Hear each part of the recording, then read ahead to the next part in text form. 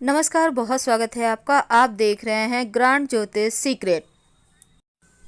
होलिका दहन के समय बहुत सारे प्रयोग किए जाते हैं। आज हम आपको सिंपल तरीके से बातें बताएंगे। आप अपनी मन्नत के अनुसार ये प्रयोग जरूर करें। होली की आप सभी दर्शकों को ढेर सारी शुभकामनाएं। होलिका दहन के दिन एक गलती आपके जीवन को बर्बाद कर सकता है, इसलिए कुछ खास बातों का ध्यान रखना अति आवश्यक है। बिना समय गंवाए आइए हम आते हैं मुद्दे पर।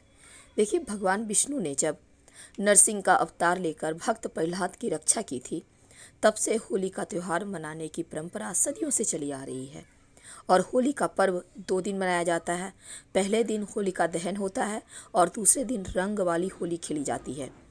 वैसे तो अगर हम भारतीय नव संवत्सर की बात करें तो जिस दिन फाल्गुन पूर्णिमा है, होलिका दहन, इस दिन इस साल का अंत होता है और जिस दिन रंग वाली होली मनाई जाती है उस दिन से नए वर्ष का आरंभ होता है।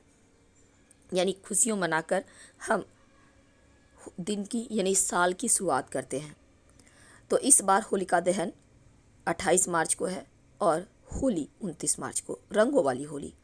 होलिका दहन के दिन कुछ खास प्रयोग, कुछ खास बातों का ध्यान रखना अति आवश्यक है, नहीं तो जीवन में परेशानी आ जाएगी। तो वो कौन सी बातें हैं जिसका ध्यान रखना चाहिए?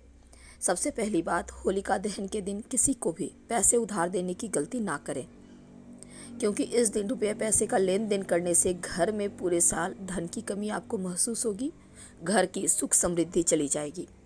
तो होलिका दहन की रात या दिन में पैसे किसी को उधार देने लेने से बचिए जहाँ तक संभव हो, क्योंकि धन बहुत ज़रूरी चीज़ है। लोग टोटके करते हैं, आपसे धन लेकर लोग टोटके करते हैं, भले ही 2 दिन बाद वापस कर दें, लेकिन आपके लक्ष्मी को आप वो प्राप्त करना चाहते हैं, आपके भाग्य को प्राप्त करना चाहते हैं, तो समझिए इशारा और किसी को भी ना दें। यदि किसी महिला का सिर्फ एक ही पुत्र है तो उसे होलिका दहन की अग्नि नहीं जलानी चाहिए, प्रज्वलित नहीं करनी चाहिए। लेकिन अगर किसी महिला को एक पुत्र भी है, पुत्री भी है, यानी 2 संतान हैं, तब होलिका दहन की अग्नि वो प्रज्वलित कर सकती हैं। इस बात का ध्यान रखिएगा। वैसे तो हर कोई नहीं करता है अग्नि प्रज्वलित, लेकिन छोटी छोटी जानकारियाँ बहुत काम की होती है, इसके आपको बेनिफिट ही मिलेंगे। होलिका दहन के दिन तमाम तरह के लोग टोने टोटके करते हैं, तांत्रिक क्रियाएं करते हैं। टोटकों के लिए प्रसिद्ध है होलिका दहन की रात। तो इस दिन सफ़ेद चीज़ मत खाइए, सख्त मनाही। यानी किसी का भी दिया हुआ बतासा है, मिश्री है, सफ़ेद मिठाई है, दूध है, भूल कर भी सेवन ना करें, क्योंकि सफ़ेद चीज़ों से नकारात्मक शक्तियाँ जल्दी आकर्षित होती है। इसलिए खीर, दूध, दही, बतासे कोई भी दे मत खाइए। कोशिश कीजिए अपने भी घर में ना खाने की। होलिका दहन के दिन इन चीज़ों का ध्यान रखिएगा तो बढ़िया रहेगा। देखिए, होलिका दहन में क्या होता है ना, बहुत सारे लोग आम के टहनी, बट वृक्ष के टहनी, पीपल के टहनी वगैरह जला देते हैं, लेकिन मत जलाइएगा, ये अशुभ माना जाता है। क्योंकि इन तीनों ही पेड़ों में नई कोपलें आती हैं, जलाना सही नहीं है। हाँ, आपको जलाना है, आप गुल्लड़ का पेड़, अरंडी का पेड़ की लकड़ी का इस्तेमाल कर सकते हैं। गोबर के कंडे उपले जलाए जाते हैं। ज्योतिष की माने तो होलिका दहन के दिन महिलाओं को सिर ढककर ही हमेशा रहना चाहिए, कभी भी खुले बाल ना रखें। अब वे चाहे तो अपने पुत्र के दीर्घायु के लिए इस दिन उपवास भी रख सकती हैं, क्योंकि ऐसा करने से भगवान श्री कृष्ण की विशेष कृपा मिलती है और उनका पुत्र चिरंजीवी होता है, खूब मान सम्मान कमाता है। होलिका दहन के दिन अपनी माँ का अपमान ना करें, इससे आपको जीवन में दरिद्रता का सामना करना पड़ सकता है। इस दिन अपनी माता को आप गिफ्ट वगैरह दें, उनके चरण स्पर्श करें। भगवान श्री कृष्ण की कृपा से आपके धन की स्थिति सुधरती चली जाएगी, उन्नति दिन ब दिन होती चली जाएगी। ज्योतिष कहता है कि होलिका दहन के दिन व्यक्ति को अपने परिवार सहित होली की अग्नि में कुछ न कुछ अपने मन्नत के अनुसार डालना चाहिए, लेकिन इसके साथ ही गेहूं गुड़ से बनी रोटी खानी चाहिए। गेहूं और गुड़, ऐसा कह सकते हैं, इसको मालपुआ भी हम कह सकते हैं। तो मालपुआ खाने का विधान है। इस दिन चने का सेवन करने से शनिदेव की कृपा भी मिलती है। तो आप चने का बहुत तरह की चीज़ें बनती है, नहीं कुछ तो सब्जी बनाए उसमें 2-4 दाने चने ही डाल दें, शनिदेव की कृपा बरसती है, तो ये छोटा सा प्रयोग जरूर कीजिएगा। होलिका दहन का शुभ मुहूर्त इस बार 17 मार्च 2022 को दोपहर 1:29 से शुरू होकर 18 मार्च दोपहर 12:47 तक रहेगा।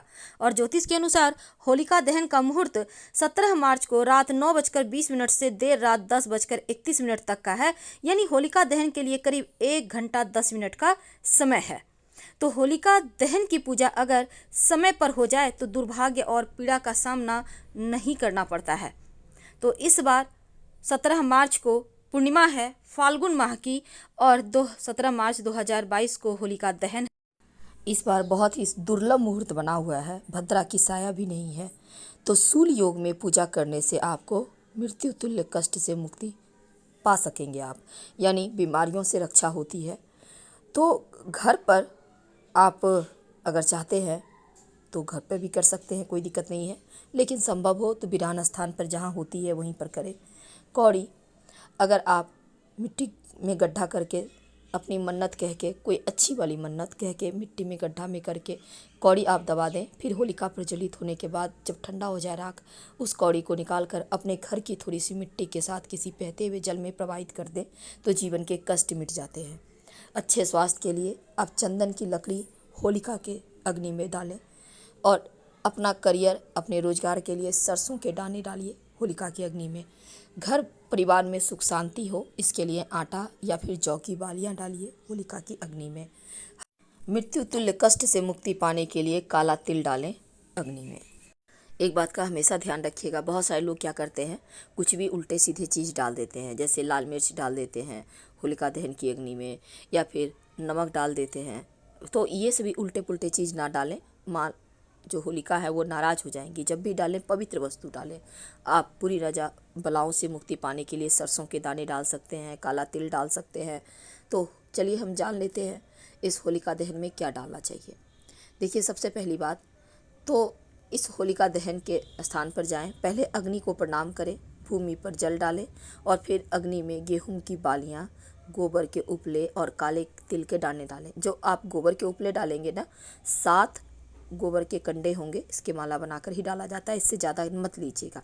अग्नि की परिक्रमा कम से कम 3 बार कीजिएगा, और फिर अग्नि को प्रणाम करके अपनी मनोकामना कहें, और होलिका की अग्नि की राख से स्वयं का और अपने घर के लोगों का तिलक जरूर करें। होलिका की अग्नि में क्या अर्पित करेंगे कि सब कुछ बेहतर हो जाए, खुशियाँ प्राप्त हो। सिंपल तरीके से जानते हैं।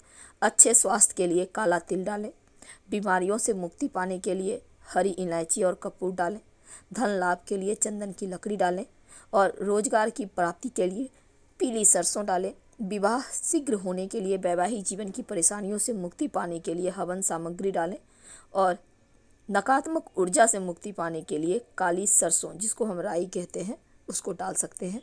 आपको इसके बेनिफिट मिलेंगे। जब होलिका दहन शांत हो जाए तब वहाँ पर से थोड़ा सा राख ले आइए, चुपके से लाना है, और राख लाने से लाके अपने घर में छोटे छोटे प्रयोग कर सकते हैं। याद रखिए, इस दिन सफ़ेद चीज़ें, दूध, दही, चावल आदि का सेवन भूलकर भी ना करें। काले चने का सेवन जरूर करें, और ज़रूरतमंद व्यक्ति को काला चना का दान भी कर सकते हैं। आपके संकट दूर होंगे, उन्नति के मार्ग खुलेंगे। तो छोटे छोटे प्रयोग है, और इस दिन पुआ, मालपुआ आप जरूर खाइए, क्योंकि मालपुआ खाने से जीवन की हर परेशानी दूर हो जाती है। अगर आप विधि विधान से होलिका दहन की पूजा करेंगे तो जीवन के कष्ट मिटेंगे। वैसे तो पूजन सामग्री में फूलों की माला, रोली, गंध, पुष्प, कच्चा सूत, गुड़, साबुत हल्दी, मूंग, बतासे, गुलाल, नारियल, 5 या 7 प्रकार के अनाज, नई गेहूं के बालियां, अन्य फसल की बालियां, और साथ में 1 लोटा जल लेकर ही आप जाइए, और पहले होलिका दहन की पूजा करें। फिर बड़ी फुलौरी और मीठे पकवान, मिठाइयाँ, फल भी अर्पित करें। भगवान नरसिंह की भी पूजा करें, और होलिका के चारों ओर 7 परिक्रमा जरूर कीजिएगा। वैसे तो 8 पूरियों की अठावरी भी चढ़ाई जाती है, और सरसों के तेल का दीपक जलाया जाता है। लाल पीला चंदन चढ़ाने का, रेवड़ी का भोग लगाने का भी विधान है। अगर आप आटे का उपटन लगाकर उस आटे को होलिका दहन में डाल दें तो स्वास्थ्य समस्या, मानसिक समस्या दूर होती है। और अगर नारियल सुपारी चढ़ाएं तो सबसे अच्छा होता है, बच्चों के सर पर संकट नहीं आता। रोग नाश, बीमारियों का नाश के लिए खास प्रयोग जरूर करें। महामृत्युंजय मंत्र का जप कर सकते हैं। धन की प्राप्ति के लिए ओम नमो धनदाय स्वाहा मंत्र का जप कर सकते हैं। फिलहाल विदा लेंगे। हर हर महादेव। धन्यवाद।